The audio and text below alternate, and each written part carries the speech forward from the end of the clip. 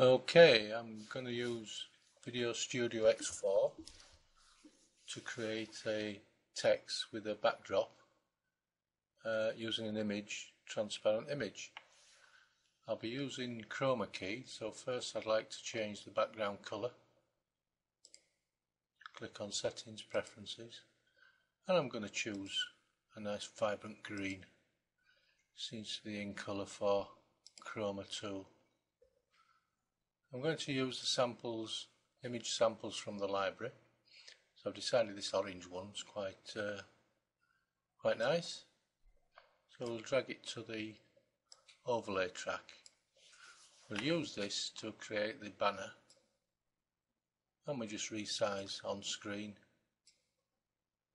It's a bit wide is that banner, so we'll make it smaller. And something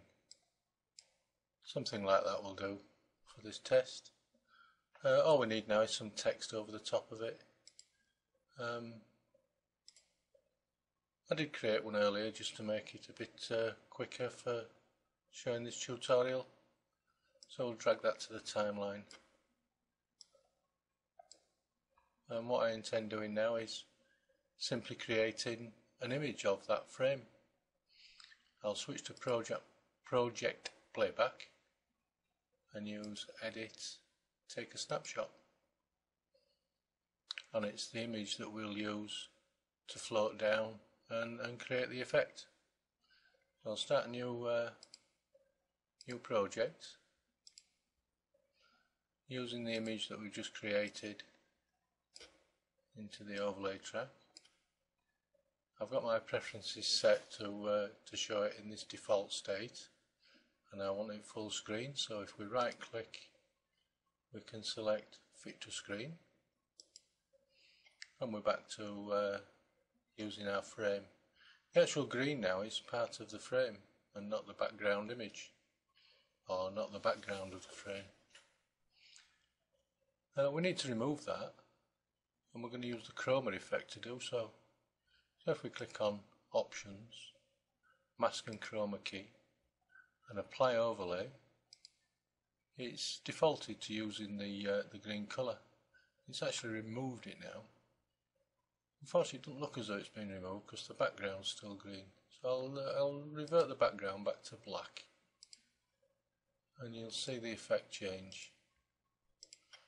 There we go.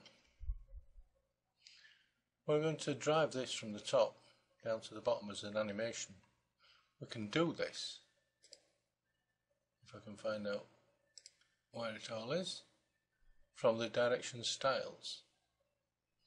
We can enter from the top and no exit, because we'll leave it on screen, so it's going to be static.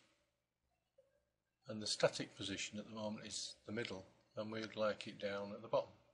I'm going to use my keyboard now and the down arrow just to reposition that frame, and down it goes, and just onto the border of the safe area, the white rectangle. If we play the clip now, we'll see it float down from the top to bottom. So I'll just go back to the beginning there and just play a clip, and down she comes. A little bit fast, so we'll adjust that. We select the clip again in the timeline. The trim bars here are now the pause durations, and the duration from the beginning to there is the time it takes it to come down the screen. So if we make that longer, it'll take that length of time to come down the screen, and the remainder is the static. We're not using any animation out. So if we play again,